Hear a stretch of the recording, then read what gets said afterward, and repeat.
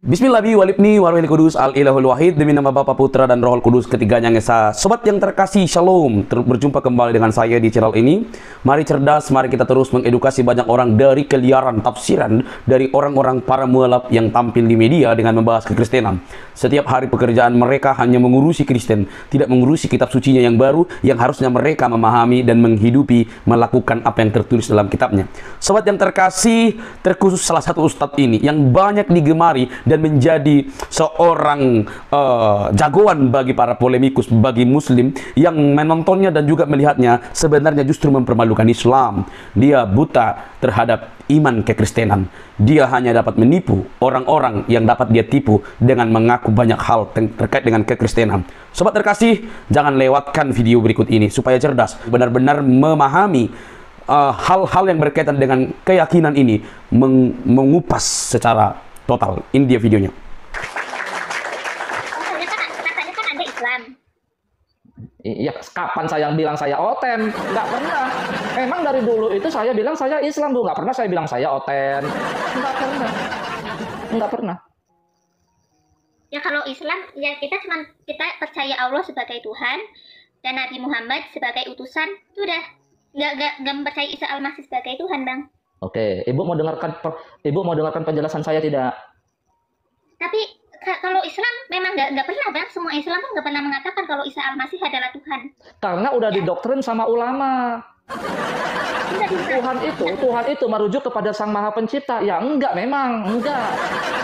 Ya, memang enggak. Tadi kan Allah itu bukan Al-Masih. Tadi saya bilang Allah itu bukan Al-Masih. Kan tadi saya sudah bilang begitu. Seperti membenci ulama, seperti membenci ustadz-ustadz itu ya. Membenci ulama. Ya gini loh, Bu. Aduh gimana? Jadi gini, Bu. Ya saya terangkan dulu lah ya. Ibu bisa dengarkan saya? Iya, maksudnya kayak bisa-bisanya mengatain saudaranya sendiri tuh kadrun gitu. Ya memang aktualnya kadrun, saya mau gimana? Memang kejadiannya begitu, Bu. Ya jadi ibu gini deh. Bu, umat mana sekarang yang paling dihukum Allah, Bu? Di dunia. Umat Islam lah. Iya, ibu yang ngomong bukan saya ya. Ibu yang ngomong bukan saya. Kenapa Allah menghukum pengikut Muhammad saat ini? Menurut ibu apa? Ibu aja deh yang jabatan, jangan saya. Coba kenapa? Mana buktinya? Katanya ibu yang paling dihukum sekarang ini umatnya pengikut Muhammad. Tadi ibu bilang begitu. Yang dimuliakan adalah umat Nabi Muhammad. Itu mendapat, umat Islam itu mendapatkan gelar sendiri juga gitu. Kalau dalam Al-Quran yang diunggulkan Allah itu justru pengikut Isa. Bukan pengikut Muhammad, Bu. Pengikut Isa yang diunggulkan Allah itu. Kedudukan mereka itu tinggi, lebih unggul, superior. Bahasa Arabnya fauqa. Bahasa Inggrisnya superior. Ya, bahasa Arabnya fauqa. Yang di fauqa, yang diunggulkan bahasa Indonesianya, yang superior bahasa Inggrisnya, itu pengikut Isa, bukan pengikut Muhammad. Oke, bantu tap-tap ya, disupport teman-teman ya, tap-tap layar, disupport. Pak Nasruddin. Iya, selamat malam. Malam, Pak Nasruddin. Pak Nasruddin, saya undang open kamera ya. Sudah itu, Pak? Tidak mau lah saya open cam. Waduh, berat ini. Bapak malu udah jadi Islam? Bapak malu jadi Islam, nggak mau open cam, malu. Saya selalu open cam, tapi malam ini saya tidak mau open cam. Ya udah Pak, gini aja Pak. Ini malam apa Pak? Bapak Muslim ya, pengikut Nabi Muhammad ya? Ya. Oke, malam ini malam apa Pak? Malam Jumat ya? Ya, malam Jumat. Bapak udah baca surat Al-Kahfi? Belum. Kan, tapi Bapak tahu kan kalau ada riwayatnya kalau membaca surat Al-Kahfi itu akan terhindar dari fitnah Dajjal di akhir zaman. Betul kan Pak? Iya, betul. Betul. Jadi saya akan konfirmasi ya teman-teman ya. Ya nanti dikira saya bohong. Ya begitu. Terima kasih Pak Nasir. Anda sudah membenarkan. Saya konfirmasi Pak Nasir. Pak Nasir menjawab betul. Gitu teman-teman ya. Jadi narasi saya tidak ada yang salah. Oke. Perkenalkan Pak sebelumnya. Nama saya Syekh The Truth Al-Tiktoki. Oke Pak. Saya tambah The Truth Al-Tiktoki Al-Putar Beliti. Batu Bang.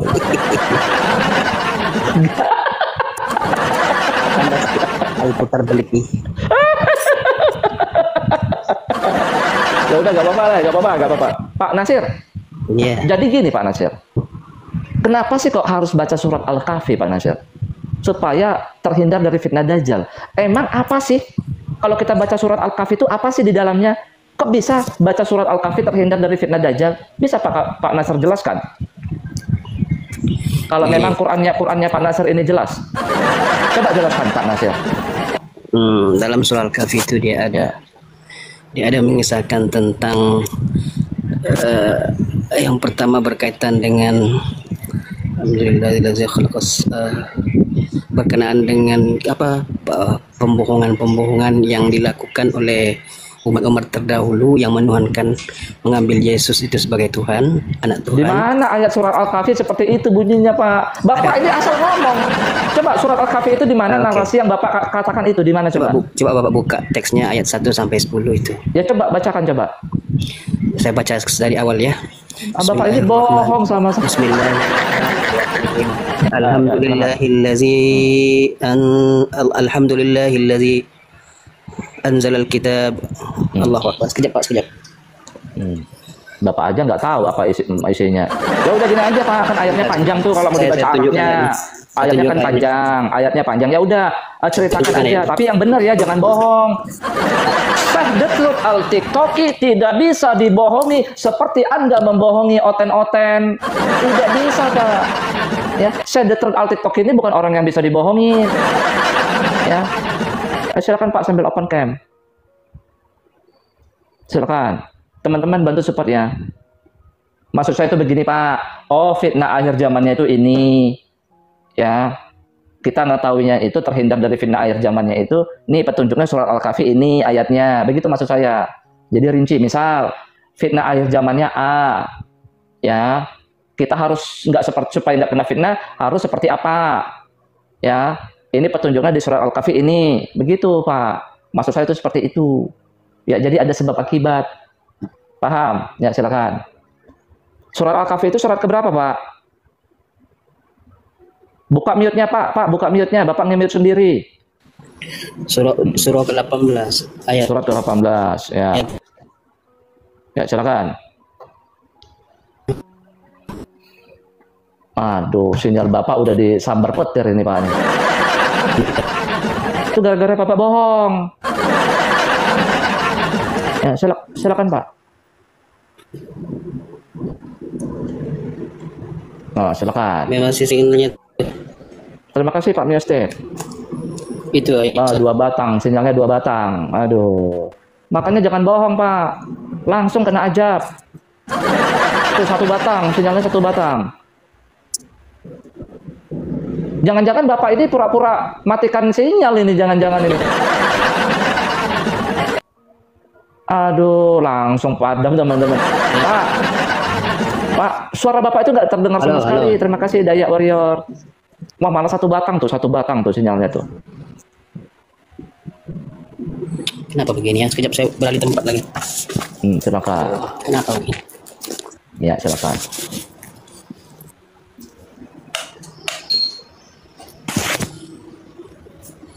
Ya. Ya, di sini ayat ini menceritakan tentang pertama-tama kali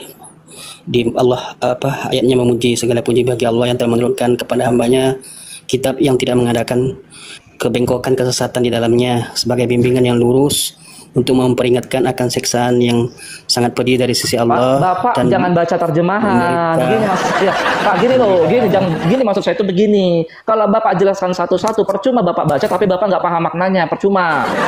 Maksud saya itu begini, fitnah akhir zamannya apa dulu? Kan begitu.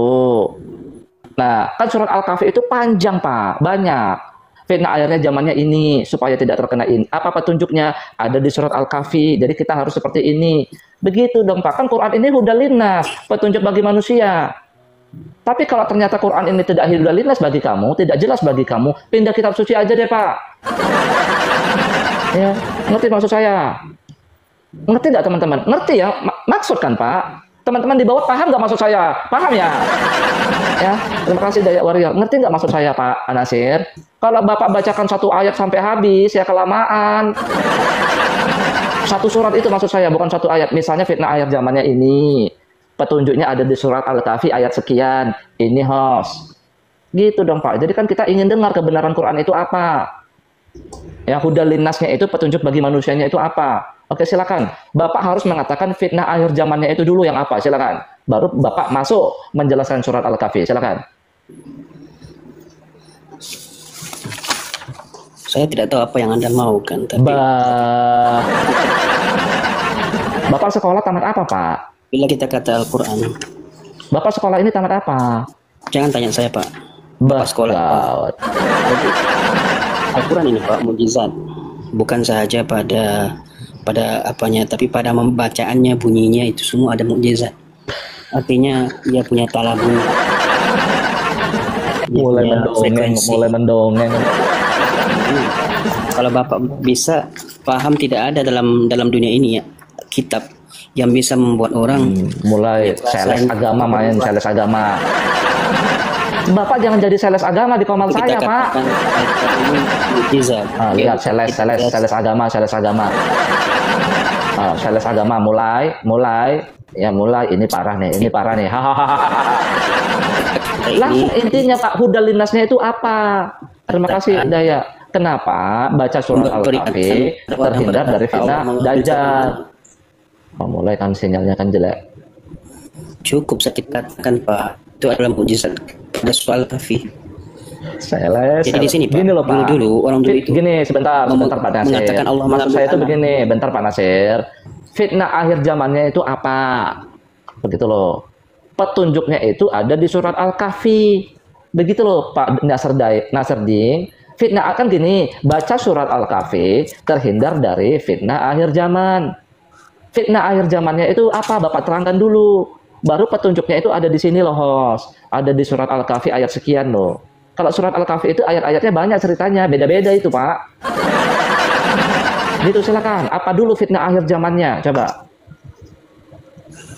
Jangan jadi sales, Quran ini benar. Itu doktrin. Ya, Quran ini jelas. Giliran ditanya apa penjelasan Qurannya malah nggak bisa menjelaskan. Aduh, bisa atau tidak? Atau saya ganti pertanyaannya? Masalahnya nggak bisa. Apa? Masa saya Berkenaan dengan kisah ulang-ulang Ashabul dengarkan? Kahfi yang Iya, melarikan Pak. diri dari Itu berkaitan bukan dengan kisah Ashabul Ashabul Kahfi Kahfi yang aja, melarikan kisah Musa pun ada di yang situ, mencari Pak. perlindungan masuk Ya ke dalam Allah. Oke, silakan. Ya, petunjuknya apa di situ? Ya, Zalim. terima Itu kasih Pak. misalnya. Ya. Juga kisah silakan. tentang Musa mencari seorang sosok yang bernama Khidir. Khidir ini umpama guru ataupun cahaya. Kemudian gua itu adalah ibarat kita mencari tempat perlindungan. Kemudian Iskandar Zulkarnain itu seibarat raja pemerintah yang adil. Ya'juj Ma'juj itu merupakan contoh sosok yang tidak ada akalnya, yang hanya tahu berbuat kejahatan. Termasuk dalam kisah Dajjal di situ yang merupakan sosok yang penyesat. Kalau dalam sedang di antikris dan Ya'juj Ma'juj inilah ternyata. kisah-kisah ini mencari contoh dan teladan. Ya'juj Ma'juj itu Kita jalani kerjanya di akhir zaman. menindas di situ. Inilah bohong-bohongin saya ini. Jadi, Ya'juj bila Ma'juj di situ Al-Kahfi itu kerjanya dan menindas orang mencontohi lemah. perbuatan Al-Kahfi untuk berlindung menjauhi pemerintah-pemerintah yang korup, yang merosakkan akidah, dan itu adalah salah satu contoh kaidah untuk kita menyelamatkan diri. Tapi saya lebih kepada Al-Quran ini dalam mukjizat. Membaca surah Al-Kahfi itu mengeluarkan satu aura ataupun cahaya yang tidak bisa dilihat oleh manusia, yang menghasilkan aura yang bisa mendindingi pembacanya daripada Dajjal dan tentara-tentaranya. Itu yang saya lebih pahami Pak, saya lebih percaya kepada itu. Surah Al-Kahfi punya cahaya ataupun aura yang memberikan kesan kepada pembacanya, yang melindunginya daripada fitnah Dajjal ataupun Dajjal serta konco-konconya. Jadi siapa yang mengamalkannya di akhir zaman ini, insya Allah akan selamat daripada segala tipu daya penyesatan, termasuk daya kristenisasi itu, insya Allah. Udah. Coba Bapak bacakan surah Al-Kahfi itu Pak, amalkan. Sudah. Selama seminggu, 2 minggu. Ya sudah. Ya silakan. Nggak ada isinya, Pak. Nggak ada isinya. Apa petunjuknya? Apa yang harus saya lakukan, Pak? Apa hudal linnasnya baca surat Al-Kahfi itu, Bapak? Itu kayak orang berpuisi. Iya. Kayak Ini orang gini pasti. teman-teman, gini bapak itu bercerita menjelaskan kepada saya kayak seperti orang yang lagi sedang jatuh cinta. Ya kaulah bidadariku, kaulah pujaan jiwaku, wajahmu seperti rembulan. Tidak bisa aku hidup tanpamu. Dalam hadis Nabi, Pak. Nabi menceritakan siapa Bapak yang seperti membaca itu. surah Al-Kahfi yang dirujuk ini ayat 10 pertama ataupun 10 akhir, siapa yang membacakannya akan ada cahaya yang diantaranya Wah. sampai ke Tadi kan saya Baitul. sudah bilang, Pak. Itu makanya. Tadi kan saya sudah bilang begini, dengarkan. Tadi kan saya sudah bilang, Bapak membaca perlukan surat, satu alat. sebentar dulu Pak, membaca surat Al-Kahfi itu disarankan setiap malam Jumat agar terhindar dari fitnah Dajjal. Fitnah Dajjal. Nah, Bapak harus membreakdown dulu, meneliti dulu fitnah Dajjal ini apa. Setelah itu, setelah ngerti fitnah Dajjal itu apa, jelaskan kepada saya. Kemudian cari petunjuknya yang mendukung fitnah Dajjal itu dalam surah Al-Kahfi. Itu yang saya minta. Oh, Bapak Kalau minta. tidak bisa Bapak buktikan, artinya Ya. selama ini kan Islam ini modal imani aja. Artinya yang dilakukan orang Islam Sebentar, itu begini, sebentar Pak Dalam Nasir. hadis Nabi, Sebentar Pak Al-Quran Nasir, ini- sebentar Pak. Artinya yang dilakukan orang Islam itu selama ini begini. Ya supaya terhindar dari fitnah Dajjal yang dilakukan apa? Baca Qur'annya. Kan aneh. Kamu terhindar dari fitnah Dajjal, ya kan? Betul nggak? Betul. Ya kan? Apa yang kamu lakukan? Baca Quran Arabnya yang nggak ngerti maknanya. Loh, kok bisa kayak gitu, Pak? Iya begitu, Pak. Paham nggak maksud? Berarti Bapak memahami Bapak cuma tidak baca mem- surat Al-Kahfi saja, Sebentar, Pak. walaupun nggak ngerti maksudnya. Saya bilang sama Bapak, Wah, Al-Quran itu gawat adalah ini. mukjizat. Dia punya aura. Aura membaca surah Al-Kahfi itu seolah-olah dalam gambaran hadis mengatakan akan ada cahaya antara orang itu sampai ke Baitul Atiq. Itu makanya Pak, itu soal iman. Bapak tidak mau percaya silakan. Jadi cahaya ini seolah-olah membentengi orang itu daripada Dajjal dan fitnah-fitnahnya. Begitu Pak, cukup terang. Sebenarnya yang kegelapan termasuk Bapak itu kegelapan. Bapak merasakan diri Bapak benar, tapi sebetulnya Bapak itu kegelapan. Bah, ya. Iya Pak. Ya udah, Al-Quran itu gini. adalah cahaya Pak. Gini, udah. Dia berupa Modal sales. kalau bisa Sales lagi, dia sales bisa menjadi lagi, cahaya. sales lah. Dan cahaya itulah yang menjadi perlindung daripada kegelapan. Aduh, Termasuklah Bapak itu kegelapan. Deh, malah menuduh. Makanya, Pak, ini bukan tuduhan. Saya bilang nyata Bapak itu gelap. Saya bisa melihat wajah Bapak itu gelap. Bah. Aura Bapak itu suram. Iya Pak. Dukun ya kamu ya, dukun ya, dukun. Bukan dukun Pak, kami bukan. bukan mata. Mata Oke. keenam. Oke, ya udah Sixth gini. sense. Bah, Mata sih batin. dukun. Aduh, tadi udah sales Bapak tidak agama, percaya, sekarang sehingga dukun. Bapak melihat kami nih Pak. Ya udah gini, udah saya kasih tahu. Udah saya kasih tahu, Anda diam. Ya udah saya kasih tahu, sabar. Oke. Dalam surat Al-Kahfi ada cerita pemuda kan yang tertidur di dalam gua, betul nggak? Betul tidak? Ya memang benar. Ya udah. Sekarang saya bicara. Anda kan sudah berpuisi tadi, gantian. Oke, Pak. Saat pemuda itu terbangun, mereka pikir baru beberapa hari, baru setengah hari aja kan? Kan ada yang berkata itu, mereka baru setengah hari aja tertidur di situ, padahal sudah ratusan tahun, betul? Betul, Pak? Betul. Betul. Terus dia disuruh Ya, betul. temannya, sebentar. Terus dia disuruh temannya supaya membeli makanan. Mereka kan lapar tuh, supaya membeli makanan ke pasar, betul? Iya betul. Betul. Oke, dia membawa koin, betul nggak? Membeli makanan ke pasar, betul nggak? Iya betul. Gitu. Ya Bapak tahu ceritanya, udah singkatkan aja. Makanya saya ajari kamu. Saya ini kan Syekh the Truth Tidak perlu kau ajari saya Pak, suruh saya tahu ceritanya juga. Ya Kalau saya tidak tahu, saya tidak bilang betul. Bapak sabar. Bapak itu harus kayak Musa. Direct to the Sabar. point. Bapak harus kayak Musa. Sabar menghadapi saya itu harus sabar. Ya, sabar. Ya, jangan jadi Musa, Pak. Nggak sabar, jadi nggak dapat ilmu laduninya dia. Sabar, syaratnya sabar. Ya, oke. Betul kan, Pak? Nah, makanan itu didapatkan mereka atau tidak? Bisa nggak mereka membeli makanan pakai koin yang mereka bawa?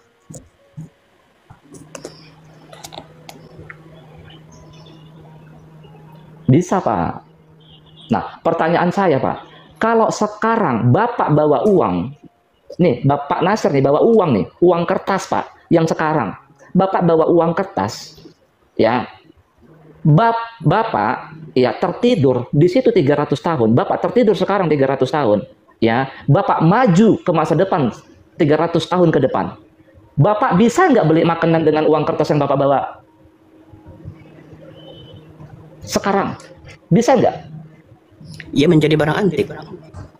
Saya katakan, Jadi, bisa barang tidak nilainya Bapak itu membeli, bentar, bisa tidak Bapak membeli sesuatu di 300 tahun ke depan dengan uang yang Bapak bawa sekarang?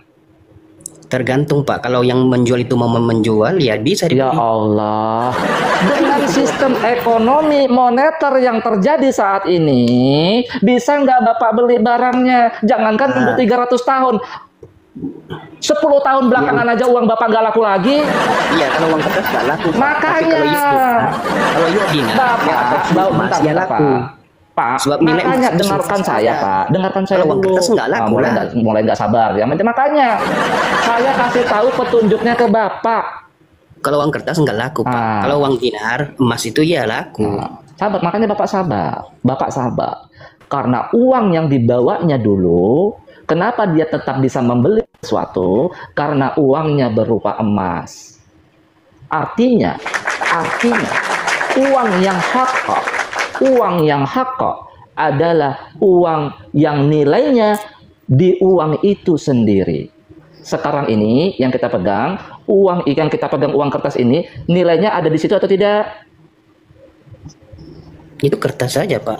Betul. Ini Kalau kertas tidak saja. ada nilainya, orang tidak menganggap nilai, Betul. tidak ada nilai. Makanya Pak, sistem ekonomi yang dirancang oleh dunia ini yang dikuasai oleh kegelapan, yang dikuasai oleh Al-Masih Ad-Dajjal, yang belum mewujudkan dirinya berbentuk manusia sempurna, itu sudah dilakukan.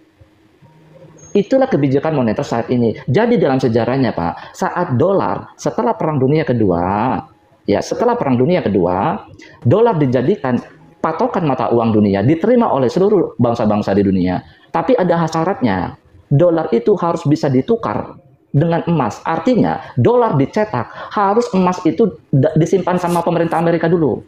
Misal, Perancis ingin menerima dolar sebagai mata uang internasional, perdagangan internasional. Maka Perancis harus mengirimkan emasnya, baru dolar itu diberikan. Nah, itu dibatalkan.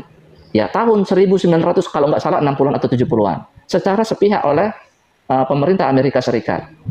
Tidak lagi mencetak dolar dengan ada pasokannya emas.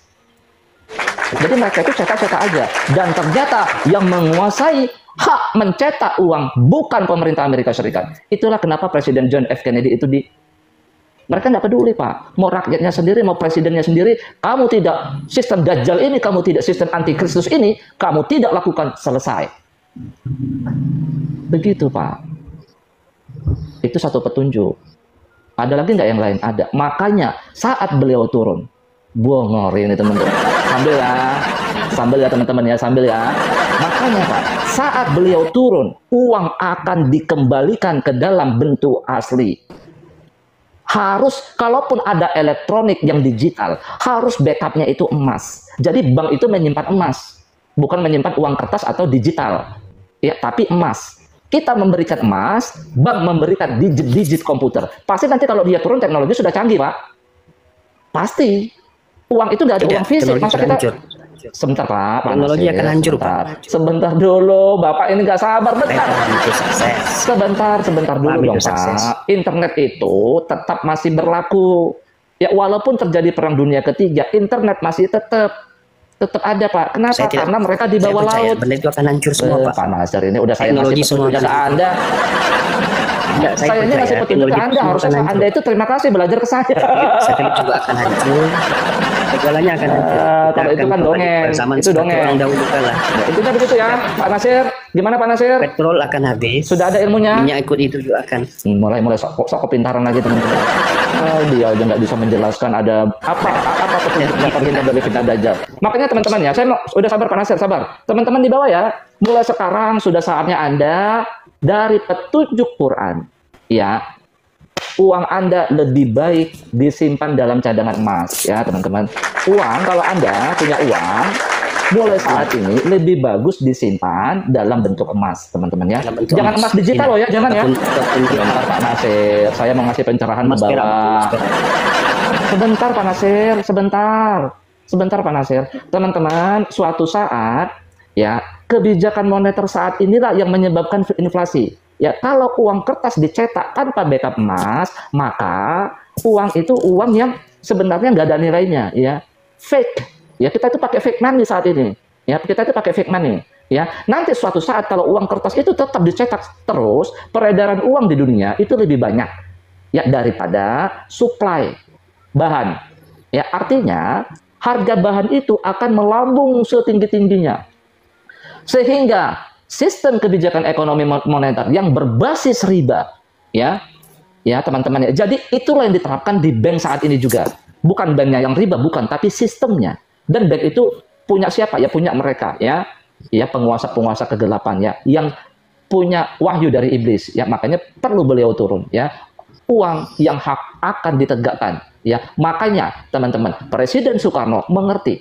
Presiden kita yang pertama mengerti tentang itu. Presiden kita yang pertama mengeluarkan Indonesia dari PBB, ya, mengeluarkan Indonesia dari IMF, karena PBB IMF itu 11-12. Itu 11-12 itu. Ya, Presiden Bung Karno kita ini jempolan, ya. Ya, tapi hancur Bung Karno gara-gara kadron, ya.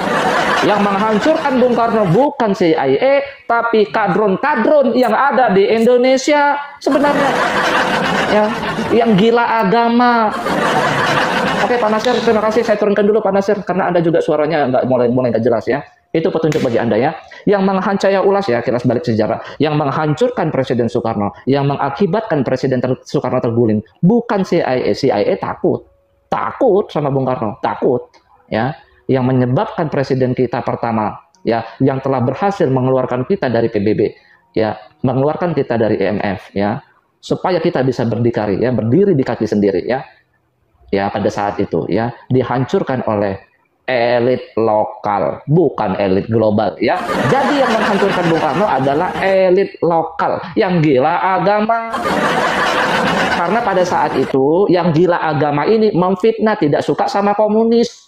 Itu awalnya bentroknya sebenarnya. Mereka ada di fraksi ABRI, ya.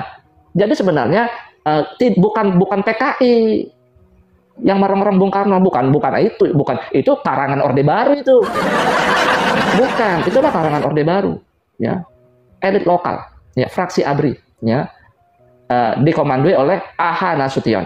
Aha Nasution siapa? Dale. Ya. Jadi saat itu ABRI itu punya DITII kan, iya, Nasution mendukung DITII, Permesta. Kan kader-kader semua itu yang menghajar Bung Karno. Ya, makanya teman-temannya, ya, tuh terjadi sekarang di Suriah, betul nggak? Kejadian itu percis lensernya Bung Karno itu percis apa yang terjadi di Suriah. Ya, makanya kadrun ini jijik saya kadrun. Ya, itu bagus itu presidennya itu yang siapa namanya sebelumnya? Bashar Assad. Oh, dia menentang itu sistem global ini ditentangnya. Kamu kadrun ini, tapi kadrun bela si Julani presidennya sekarang. Gara-gara apa? Gara-gara Syiah. Gara-gara Bashar Assad ini Syiah. Memanglah yang kadrun ini sumber masalah itu dari dulu sampai sekarang. Karena orangnya bego-bego, mudah dikasih hoak, kan begitu hoak. Kan begitu. Ya, gampang disetir. Makanya tobat kalian kadrun. Ya, silakan teman-teman yang lain, yang muslim yang lain, ya. Itu saya kasih petunjuknya. Gitu. Jadi teman-teman, ya, mulai sekarang kalian kalau ada uang jangan disimpan berupa digit komputer ataupun kertas. Belilah emas, simpan sendiri, tapi jangan emas digital, jangan. Ya, jadi beli berangkas, di rumah beli berangkas, tempatkan di ruangan tertentu, ya. Belikan uang tabungan kalian itu dengan emas. Itulah uang sebenarnya. Dia tidak akan turun. Itu uang sebenarnya, ya. Itu uang sebenarnya. Ya, ibaratnya begini. Jika 1 gram emas bisa membeli ini, misalnya kambing, ya, 1 gram emas bisa membeli kambing, maka mau ratusan tahun berikutnya uang emas itu tidak akan turun, tetap bisa membeli kambing. Ya, itu kunci. Gitu. Jadi di komal saya ini ada hikmah, ada petunjuk apa yang harus kita lakukan. Begitu, ya. Makanya sebelum Tuhan Yesus turun, kalian harus ngerti dunia ini seperti apa, kalian harus ngerti, ya. Nanti kalau Tuhan Yesus bagaimana kebijakan moneternya? Nggak ada lagi uang itu uang palsu, nggak ada. Ya, uang itu harus betul-betul uang yang hak, harus. Ya, kalaupun mau pakai digit-digit komputer misalnya, tetap kita tetap nabung emas ke bank. Tetap kita kasih emas, ya kan? Bank ngasih digit-digit komputer. Digit-digit komputer itu kalau mau kita kembalikan ke bank, emas kita ambil. Nah, begitu. Ya, Ibu Fatimah. Oke, saya mau tanya, apa abang Islam bang? Open cam dulu dong, Bu. Loh, tadi nggak open cam yang tadi nggak open cam yang tadi. Nggak apa-apa, karena Bapak itu tadi dia katanya di rumahnya gelap. Ayo dong, Bu, open cam, Bu. Saya ngerti, Ibu itu pasti cakep orangnya, betul nggak? Ayo, Bu, open cam, Bu. Benar ya? Ya, santai aja, Bu. Ibu udah nyimpan emas di rumah. Harus, Bu, emas fisik ya, bukan emas digital. Oke. Ibu yang pernah diskusi sama Syekh Edis Al-Ameriki ya?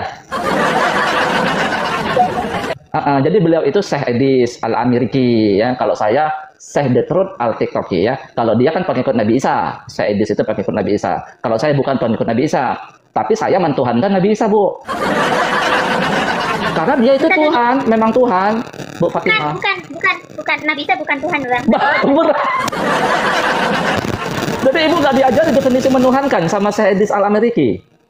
Nabi Isa itu adalah utusan Allah. Ya benar. Qala inni Abdullahi atani al-kitab wa ja'alani nabiyya. Betul, Bu? Ya. Nah, orang hamba Allah, bang. Nah, betul. Dia hamba Allah. Dia nabi. Ibu wajahnya di tengah, Bu. Jangan gitu, Bu. Ibu cakep, Bu.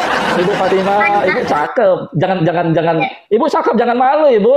Ibu jangan malu, gini aja. Terus. Ya. Bentar. Ngomong-ngomong gini, Bu. Ibu dari mana asalnya? Enggak, lanjut diskusi aja, bang. Entar gini aja. Ibu udah nikah? Itu pribadi, saya nggak mau bahas. Oh, ya udah, nggak apa-apa lah, nggak apa-apa. Jadi gini, Bu. Dia hamba Allah, betul. Ya, karena ada ayatnya. Dia nabi, ya betul. Dia rasul pun betul, Bu. Coba Ibu buka surat. Bentar. Ibu ada Quran di situ? Surat berapa ya? Waduh. Nggak ada, Bu, perintah di Quran. Baca Quran itu harus wudhu. Nggak ada, Bu. Nggak apa-apa, Bu. Dibuka aja. Nggak boleh. Bah, berat ini.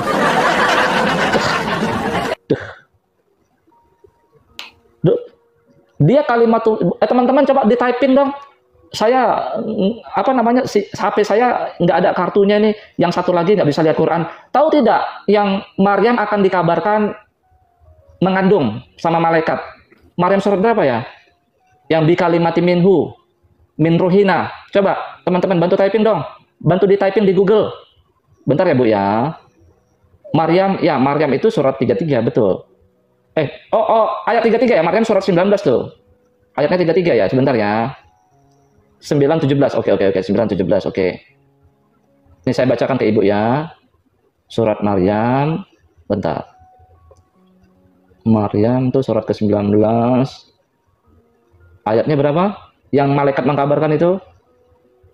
Ayat berapa aku juga lupa, bang. Bentar. Di sini ada juga. Dia di beberapa ayat itu, Bu. Oke. Di ayat 17 ada juga ya. Betul, di ayat 17 nih. Ya. Nah, ini. Yang ada bi kalimati minhu, yang ada ini dia lengkap tuh bi kalimati minhu min ruhina. Kalau ini ruhina aja nih. Kalau di ayat 17-nya ruhina aja, teman-teman. Yang ada bi kalimati minhu. Begitu. Min ruhina. Apakah abang itu Syiah ya? An-Nisa 171 ya? Bukan, Bu. Masa kalau Islam nggak mungkin menuhankan Nabi Isa gitu, nggak mungkin. Nabi Isa itu hanya utusan Allah. Betul. Di 171 An-Nisa. Di Maryam ada juga itu ya. Kalau nggak di Maryam di Al-Maidah. Oke, gini, Bu. Nih saya bacakan ya. Nih saya bacakan. Innamal masihu Isa bin Maryam wa rasulullah. Dia rasul, betul. Wa kalimatuhu, dan kalimatnya, kalimat Allah. Ya, nih. Alqaha ila Maryam ruhum minhu. Roh dariku. Ya, dia ruhullah, betul. Ada ayatnya. Di ayat lain pun ada itu. Dia itu kalimat Allah, betul. Jadi dia itu firman Allah, Bu. Ya, bahkan saya lupa tuh ayat berapa. Ismuhul masihu, ada itu ayatnya. Dia dikenal dengan. Tapi gini, bang, di surah lain juga tertulis kafirlah orang yang menuhankan Isa putra Maryam. Kalau nggak salah surah An-Nisa apa surah berapa ya? Al-Maidah ayat 72. Kafirlah orang yang menuhankan Isa putra Maryam. Nggak ada, Bu. Bukan begitu dalilnya, bukan menuhankan. Gini, Bu ya. Gini, kayaknya ibu nggak belajar sama si Edis berarti ya bu, menuhankan itu apa ya? Gini. Dalam Al-Quran bu, ya, yang ibu bilang tadi itu ayatnya begini. Ibu di tengah dong bu, wajahnya. Ibu cantik dong, aduh ya. Ini syariat Nabi Muhammad ini boleh nikah lebih dari satu istrinya teman-teman ya. Ya, yang oten-oten nggak bisa, kalau oten-oten nggak bisa. Syariatnya memang begitu ya. Jadi gini bu, dalam Al-Quran Al-Maidah 72 itu begini bunyinya ya. Sungguh laqad kafarul ladzina qalu innal masih ibnu Maryam wallah. Betul nggak begitu ayatnya? Laqad kafarul ladzina qalu innal masih ibnu Maryam wallah. Betul nggak? Betul. Salah bu. Kalau Al-Masih itu Allah, betul. Jadi ayat yang benar itu begini bu. Laqad kafarul ladzina qalu innallaha huwal masih ibnu Maryam. Jadi yang nggak boleh dikatakan telah kafirlah orang yang mengatakan Allah itu Al-Masih putra Maryam. Kan Allah itu laisa kamitslihi syai'un. Jadi yang kafir itu yang mengatakan Allah itu ya Al-Masih gitu loh. Tapi kalau Al-Masih adalah Allah, nggak kafir. Betul, kalau itu justru betul. Al-Masih putra Maryam dialah Allah, betul bu. Tapi kalau Allah itu Al-Masih putra Maryam baru nggak boleh, kafir. Dan ini di kekristenan disebut oneness. Jadi ibu jangan pukul rata Kristen kafir, nggak gitu. Jadi gini bu, yang kekristenan sendiri mengatakan oneness ini itu bidat. Dibidatkan sama kekristenan, itu di luar kekristenan gitu loh bu. Begitu. Jadi sang sumber itu ya Al-Masih, itu salah. Tapi kalau Al-Masih putra Maryam dialah Allah, betul. Betul itu bu. Memang Isa Al-Masih itu Allah, betul. Bukan. Ya saya aja Allah. Oh bukan. Mbak gawat. Ya ibu itu Allah, saya Allah, tumbuhan Allah, langit Allah, bumi Allah, segala sesuatunya ini Allah. Nggak ada yang bukan Allah, karena cuma Allah yang ada. Makanya di Quran dikatakan Kita ciptaan Allah bang, kita ciptaan Allah. berat ini berat. Bu begini, dalam Al-Quran itu dikatakan begini ya, coba kita tes nih ya. Narasi Quran itu dikatakan begini. Huwal awwalu wal akhiru waz zahiru wal batin. Ya, dialah huwa yang awal dan yang akhir, yang johir. Yang johir itu apa, Bu? Johir itu apa maksudnya? Nah, yang tampak. Betul. Contoh yang tampak apa, Bu? Contoh yang tampak. Iya, sebutkan satu contoh yang tampak. Apa? Nah, makanya saya bilang, saya, ibu, ya kan, hewan, tumbuhan, gunung, langit, bumi, johir. Ya kan? Allah bilang, dialah yang awal dan yang akhir, yang kelihatan, yang johir. Berarti benar saya bilang, segala sesuatu ini dia, Allah. Dan yang batin. Batin itu apa, Bu? Batin. Batin itu apa? Jelasin aja bang, jelasin Yang aja. kebalikannya justru yang tak nampak, betul? Betul. Coba sebutkan satu contoh batin itu apa, Bu? Yang nggak nampak, setan juga nggak nampak. Waduh, itu setan itu sifat manusia, Bu. Gini, yang batin di dunia itu apa? Gini, Bu, kegembiraan, gembira, susah, senang, itu lawannya. Ya, apalagi kecewa, ya cinta, rasa kasih sayang, ya pencerahan, ya malu, ya apalagi misalnya apalagi tuh, ya itu kalau di level vibrasi, Bu. Ya di level vibrasi, di level kesadaran itu ada titik terendah sampai titik ke atas. Jadi bentuknya tuh gini dia, Bu, gini. Dari titik terendah itu kesadaran manusia terendah. Kalau nggak salah itu rasa malu ya, atau apatis tuh di bawah. Apatis, marah, dendam. Itu yang batin. Dendam sampai ke atas cinta, kasih sayang, ya netral, ya sampai ke level pencerahan, ya itu titik alfa, atasnya omega, ya itu batin. Jadi dari mulai kita rasa kita tersungkur sampai kita tercerahkan, itu level batin gitu, itu batin. Betul nggak, Bu? Cinta itu batin nggak? Bisa nggak kelihatan cinta itu?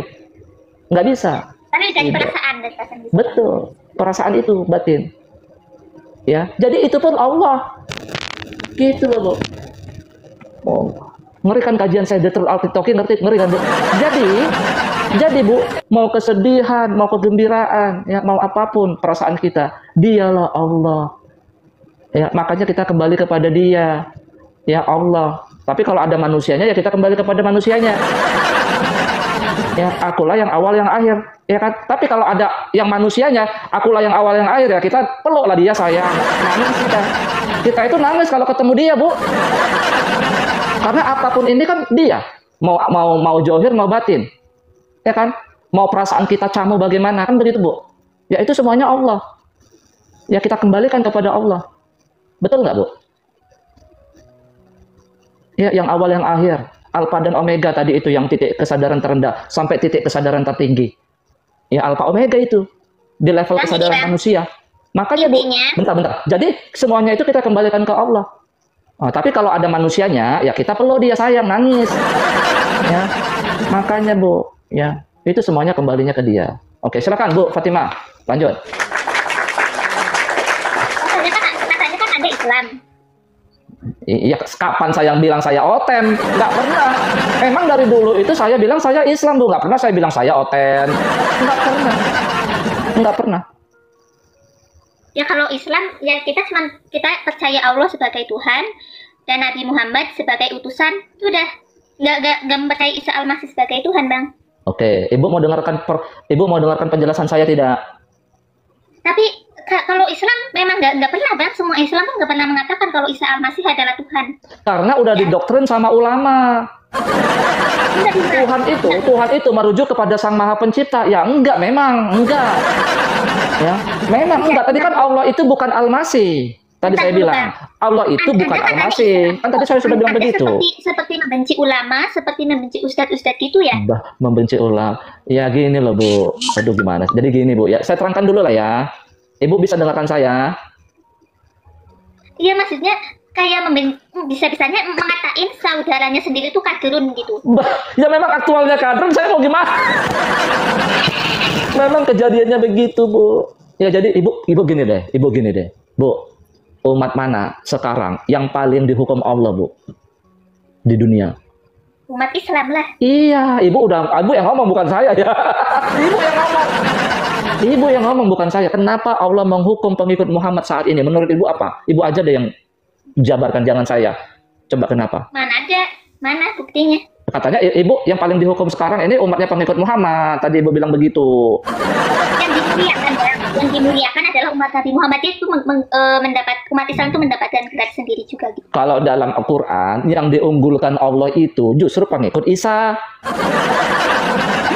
Bukan pengikut Muhammad, Bu. Pengikut Isa yang diunggulkan Allah itu kedudukan mereka itu tinggi, lebih unggul, superior. Bahasa Arabnya fauqa. Bahasa Inggrisnya superior. Ya, bahasa Arabnya fauqa. Yang di fauqa, yang diunggulkan bahasa Indonesianya, yang superior bahasa Inggrisnya, itu pengikut Isa, bukan pengikut Muhammad. Sampai kapan Allah meninggikan pengikut Isa? Sampai hari kiamat. Kita umat akhir zaman. Kita umat akhir zaman dan umat Nabi Muhammad.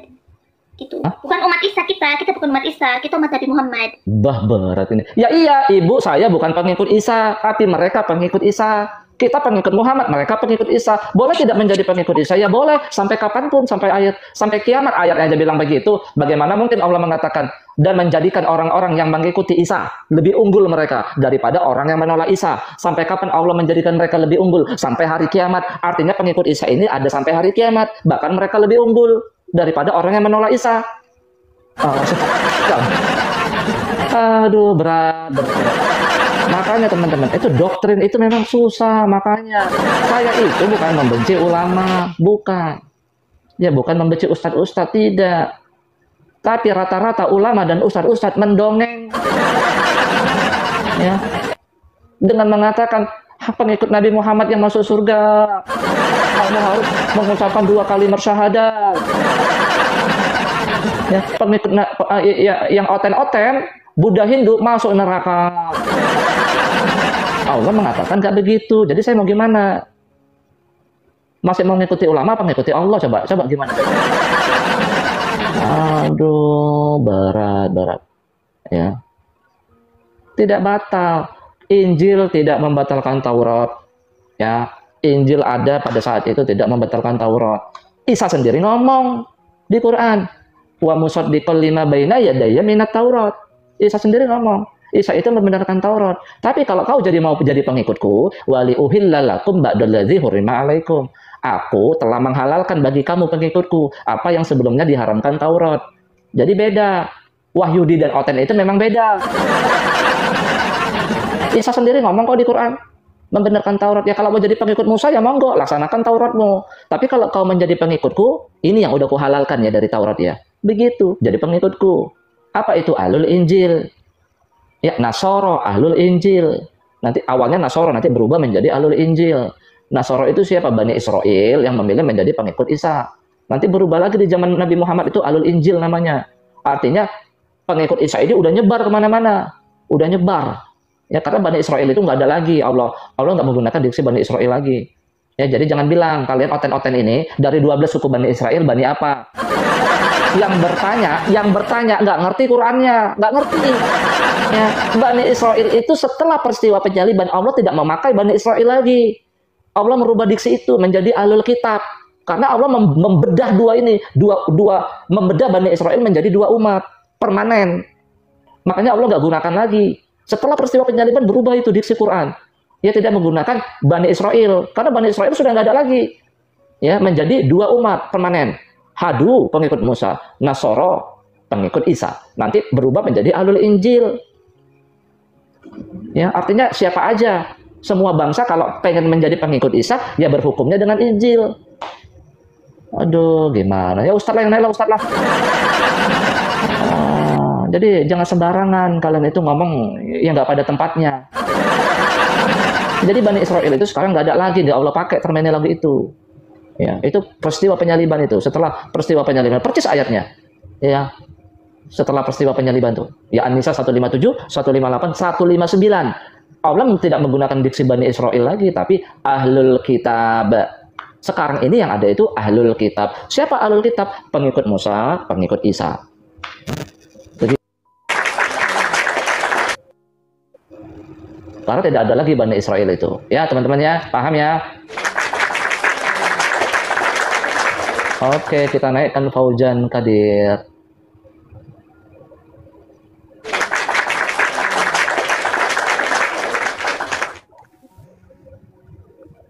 Jangan takut sama saya teman-teman ya, biasa aja, tapi jangan emosi. Bu, Anda nggak bisa open cam ya Fauzan ya? Aduh, belum bisa kayaknya. Anda Muslim? Muslim. Kitab Anda apa? Al-Quran berarti kan? Ya. Menurut Anda Al-Quran itu jelas atau tidak jelas? Jelas. Jelas. Oke. Karena ada ayatnya bang. Nazzalna 'alaikal kitaba tibyanan likulli syai'in, betul? Betul. Betul. Oke, ya udah bang, supaya abang sadar nih ya, bang.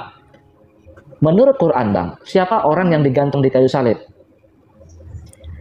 Di dalam Al-Quran tidak disebutkan namanya, hanya disebutkan Isa itu wama qataluhu wama salibuhu, dia tidak dibunuh dan dia tidak disalib, hanya sampai di situ saja. Dan orang-orang Islam tidak mencari tahu siapa karena tidak disebutkan dalam Al-Quran juga. Oke, penyaliban itu Al-Quran tidak menjelaskan siapa yang digantung di kayu salib. Ya. Nah, berarti kan menurut Islam Qurannya nggak jelas berarti. Berarti bentar, abang sudah berstatement. Abang sudah berstatement kalau penyaliban ini terjadi pada kisah Isa kan? Walaupun abang pahami yang digantung itu bukan Isa kan? Iya. Oke. Tapi terjadi pada kisah Isa kan? Iya. Oke. Berarti kisah Isa ini tentang penyaliban ini tidak penting. Yang tidak pentingnya itu siapa yang diganti. Yang terpentingnya itu Isa itu yang diselamatkan. Seperti itu. Oh, jadi maksud abang, Isa itu diselamatkan, maksudnya diangkat. Maksudnya diselamatkan itu dengan cara diangkat. Ya. Oke, terus Allah menyebabkan orang lain yang wajahnya diserupakan dengan Isa, dan dialah yang digantung di kayu salib, menggantikan Isa, betul? Ya. Terus, oke, tidak apa-apa, oke, kita terima jawabannya, oke. Nah, berarti bang, coba imajinasikan ya bang, imajinasikan ini, seolah-olah Bang Fauzan hadir pada peristiwa saat itu, tapi Bang Fauzan itu bukan orang yang ingin menghabisi Isa. Bang Fauzan justru yang percaya kepada Isa, ya, hadir pada peristiwa saat itu. Jadi berkumpul tuh, baik orang yang ingin menghabisinya ataupun orang yang percaya dia, termasuk Bang Fauzan, hadir di situ, ya. Tentu ekspresi Bang Fauzan sedih atau senang? Tapi kan abang nggak tahu kan? Abang kan nggak tahu kan? Iya, iya, iya. Nah, yang abang ngerti kan itu Isa, betul? Iya. Nah, ekspresi abang melihat Isa, tapi abang nggak tahu itu orang lain kan? Abang itu nangis nggak di bawah, sedih tidak? Atau abang teriak hore, hore, aku telah berhasil menghabisinya, hore. Iya, karena ketidaktahuan. Jadi saya sedih melihat Isa. Sedih, mantap. Ya, sedih ya. Jadi jangan katakan bang ke mereka, oh oten-oten ini senang dia digantung di kayu salib, senang, gitu. Jangan. Jadi kalau misalnya oten-oten ini hadir pada peristiwa saat itu, nangis mereka bang. Sama seperti Bang Faujan. Ya, jadi kan Juma mengatakan, oh kalian ini pengikutnya senang dia digantung di kayu salib. Oh, dasar Juma ini. Udah, oke ya. Oke bang. Abang sedih karena abang pengikutnya ya, abang nonton tuh di bawah tuh. Anggaplah abang menengadah ke atas kan tinggi kan tiang satu bang, nangis abang sedih, ya kan? Ya bukan gembira ya bang, yang gembira itu orang yang ingin menghabisinya, bukan pengikutnya yang ingin menghabisinya. Ngawur aja Juma itu. Oh kalian suka dia dihabisi, suka oten-oten, kata Juma. Ngawur, nangis. Bang Faujan udah ngakuin, Bang Faujan nangis. Ini saksinya ini. Bang Faujan sudah mengakui jika dia hadir pada peristiwa saat itu, Bang Faujannya nangis bukan ketawa. Ya, dengar ya Juma ya. Oke, lanjut bang. Berarti Bentar bang, kita lanjut bang biar ada, kita berimajinasi bang, ya. Berarti Bang Faujan menangisi orang yang bukan Isa aktualnya, tapi kan abang itu waktu itu nggak tahu kan? Iya. Oke, artinya Bang Faujan itu tangisannya itu nggak berguna kan jadinya, karena bukan Isa, betul? Ya. Oke, artinya Bang Faujan itu tertipu tidak? Iya. Oke, abang Faujan tertipu. Nah, kalau ada yang tertipu, berarti penipunya ada, betul? Ya. Siapa yang menjadi dalam penipuan dalam kasus ini? Yang menggantikannya itu. Siapa?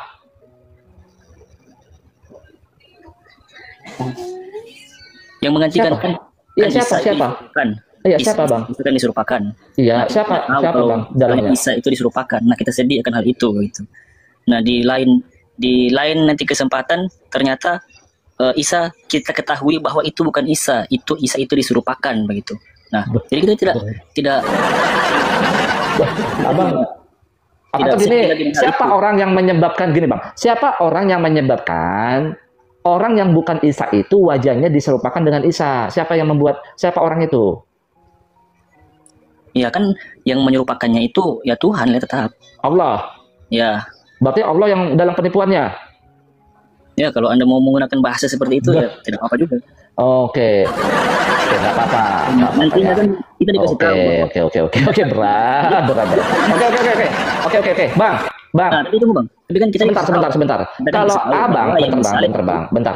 Bang, Ar-Rahman, Ar-Rahim, ya, Ar-Rahman, Ar-Rahim, ya, yang ada 99 itu, abang percaya nggak itu asma Allah? Ya. Ya, Ar-Rahman, Ar-Rahim dan seterusnya. Ar-Rahman apa bang? Ar-Rahman yang Maha Pengasih, Maha Penyayang. Oke, Ar-Rahman apa dulu? Ar-Rahman dulu apa Ar-Rahman? Ar-Rahman yang Maha Penyayang. Ar-Rahim Maha Pengasih. Oke. Kalau Maha Penipu apa? Maha Penipu apa? Ada nggak Maha Penipu? Maha Penipu. Apa nggak ada lah. Abang nuduh Allah Maha Penipu tadi. Kan saya tanya. Abang nuduh Allah Maha Penipu. Makanya saya tanya. Yang menjadi Asmaul Husna Maha Penipu itu apa?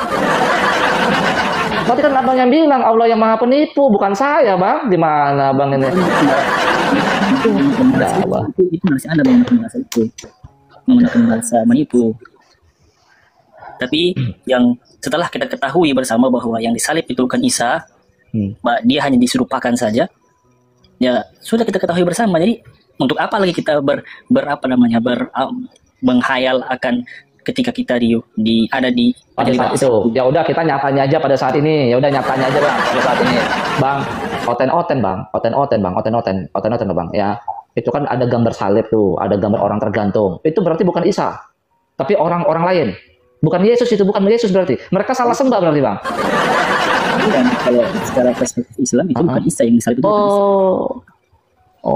Jadi kalau misalnya nih ada misalnya ya gambar salib atau patung, katakanlah patung atau gambar salib, ada orang tuh di situ, ya. Berarti karena dia bukan Isa, orang-orang lain yang bukan Isa, kira-kira Abang hormati nggak itu patung itu? Atau gambar lah, katakan gambar. Abang hormati nggak itu? Karena bukan Isa kan? Iya, bukan Isa dalam Nggak. percayaan Oke. Islam. Makanya Somad bilang itu jin kafir kan bang? Kafir, tapi itu patung. Oh, kata Somad itu jin kafir bang, bukan? Oke. Nggak apa-apa. Oke, nggak apa-apa bang, nggak apa-apa ya. Intinya, abang jika melihat ada simbol salib yang orang terpaku di situ, tergantung di situ, itu intinya bukan Isa. Karena dia bukan Isa, maka nggak perlu abang hormati, betul bang? Ya. Tapi seandainya ya, andai ini bang, ya ini ngomong kosong aja lah bang, andai bang. Jika itu betul Isa, bagaimana tanggapan abang? Jika itu betul Isa. Iya, ini andai aja, kan bukan Isa kan tadi abang bilang. Jika itu betul Isa bang, abang bagaimana menanggapinya? Sebenarnya begini bang, di dalam ada namanya, kalau dia tidak diakui sebagai aliran dalam Islam juga sih, tapi ada namanya aliran Ahmadiyah bang. Abang tahu aliran Ahmadiyah? Aliran Ahmadiyah itu yang mempercayai. Jelaskan aja. Ahmadiyah itu ada aliran yang mempercayai nabinya itu bernama Mirza Ghulam Ahmad. Mirza Ghulam Ahmad itu orang yang hidup di abad kalau tidak salah abad 18 lah begitu. Nah, dia menafsirkan ayat tentang wa ma qataluhu wa masalibuhu itu. Dia mengatakan yang dia tidak disalib dan dia tidak dibunuh begitu. Tapi di ayat selanjutnya kan dia diserupakan gitu. Diserupakan. Nah, yang dimaksud diserupakan menurut Mirza Ghulam Ahmad dia diserupakan seperti disalib, seperti dibunuh begitu. Nah, dia memang gini salib, aja bang, pemahaman abang aja. Ya kita nggak usah bilang orang, pemahaman abang aja. Ini seandainya bang, andai aja. Jika itu betul-betul Isa bang, yang selama ini dipahami oleh teman-teman Kristen itu, ya misalnya ada gambar, ada orang nih, misalnya ada lukisan nih bang, katakanlah lukisan, ya ada tiang salib, ada orang terpaku di situ. Kan abang bilang itu bukan Isa, makanya abang nggak perlu menghormatinya kan? Oke, jika bang itu Isa bang, apa yang harus abang lakukan? Ya kalau misalnya saya mencari dengan sebaik-baiknya dan saya temukan memang benar-benar itu Isa, ya sangat ya gimana ya istilahnya? Atau begini deh bang, misalnya ada lukisan nih ya, jika aja bang, kan dia bukan Isa kan, yang digantung itu kan. Jika aja nih bang, jika nih ada lukisan nih ya, katakanlah di lantai bang, ya di lantai jatuh nih ya, ternyata dia Isa bang.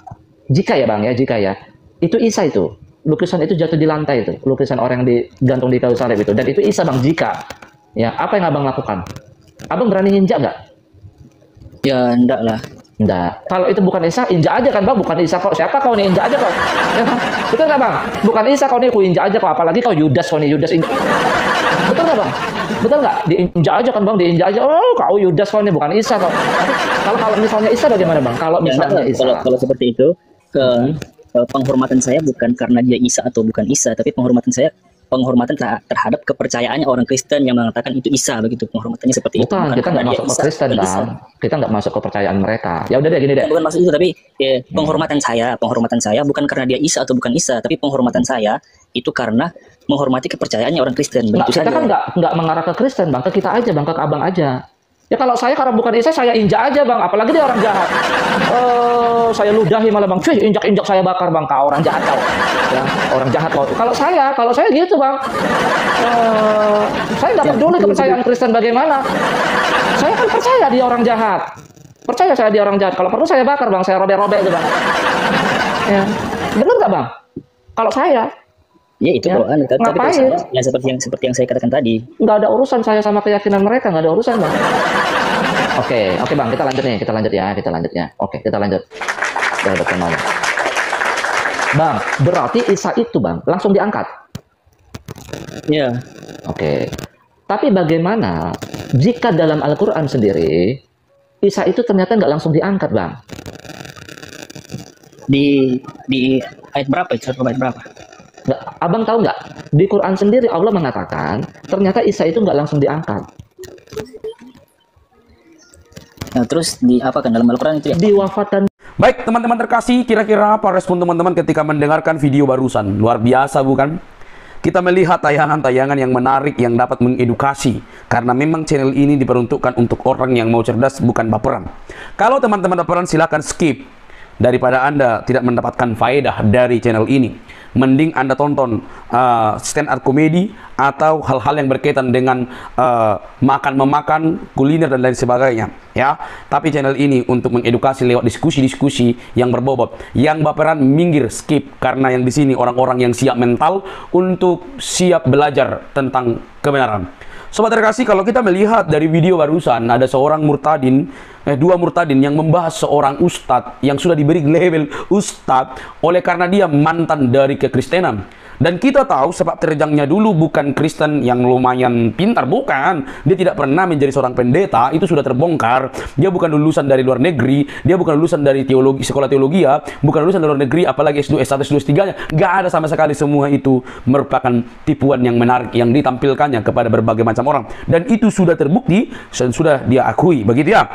Teman-teman terkasih, tetapi itulah yang terjadi. Dia digemari oleh banyak orang, digemari oleh para muslim, dan didengarkan ceramahnya dan diundang-undang di mana-mana. Saya secara pribadi kalau ditanya, gimana pendapatmu? Biarkan saja dia menyanyikan lagu rohani di masjid, atau di saat berceramah, atau saat memaparkan tentang Kristenan. Kami berdoa kiranya Allah Roh Kudus bekerja untuk menyelamatkan mereka. Karena orang percaya kepada Yesus itu melalui pendengaran akan firman Tuhan. Firman Tuhan yang disampaikan, nama Yesus berkuasa, dia sanggup mengubah yang buruk menjadi baik. Jadi kalaupun ditafsirkan secara buruk oleh mualaf ini, saya berdoa, kita berdoa, Tuhan berkati orang-orang yang mendengar, supaya mereka mendapatkan informasi dan mencari informasi yang sebenarnya. Tentu kebenaran dalam Kristus Yesus. Teman-teman terkasih, ingat, berpindah keyakinan itu hak semua orang. Dan di sini ditampilkan ada dua murtadin, ya.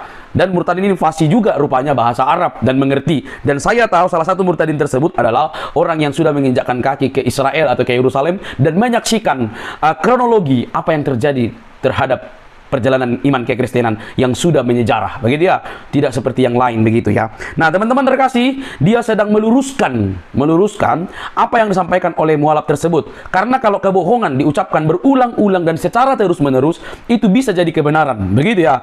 Itu sebuah perkataan dan kalimat yang harus kita ingat. Kebohongan yang diucapkan berulang-ulang dan terus-menerus itu dapat dijadikan kebenaran, dan itulah yang menguasai para polemikus, para mualaf yang hanya jualan agama Kristen walaupun dia tidak lagi percaya kepada Alkitab dan kepada kekristenan. Teman-teman terkasih, bandingkanlah mereka. Bagaimana murtadin tersebut meluruskan cara pandang yang tajam, cara pandang yang mantap terkait apa yang disampaikan oleh mualaf tersebut. Dari sini Anda berhak untuk memutuskan apakah Anda masih mau percaya terhadap para mualaf. Kalau masih percaya silahkan. Tapi kalau dia membahas tentang kekristenan, saatnya Anda move on. Karena dia tidak punya hak dan kredibilitas untuk membahas iman kekristenan untuk ditayangkan atau disampaikan kepada para muslim. Teman-teman yang terkasih, yang paling bertanggung jawab terhadap iman kekristenan adalah para hamba Tuhan, pendeta, orang-orang Kristen pada umumnya, bukan para mualaf. Mereka tidak ngerti apa-apa. Mereka tidak tahu apa-apa tentang kekristenan. Bisa saja memang mereka membaca Alkitab dengan baik karena tertulis dalam bahasa Indonesia, tapi dia tidak akan pernah mengerti apa yang tertulis di dalam. Karena firman Tuhan katakan, kita dapat mengerti akan firman Tuhan kalau Roh Kudus telah ada di dalam hati kita, maka kita diterangi pikiran untuk memahami secara langsung, secara mutlak, dan diberi kekuatan untuk melakukan firman Tuhan tersebut.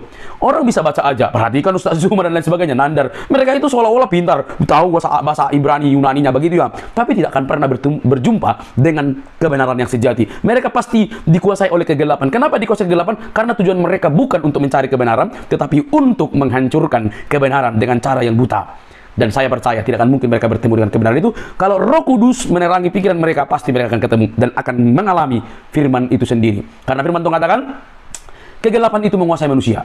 Tapi ketika terang itu datang, kegelapan dikalahkan. Terang yang sejati datang dari surga, yaitu Kristus yang mengasihi semua orang, mengasihi semua manusia, supaya yang percaya kepadanya tidak binasa, melainkan beroleh hidup yang kekal. Sobat terkasih, dari sini kita belajar, petiklah ilmunya.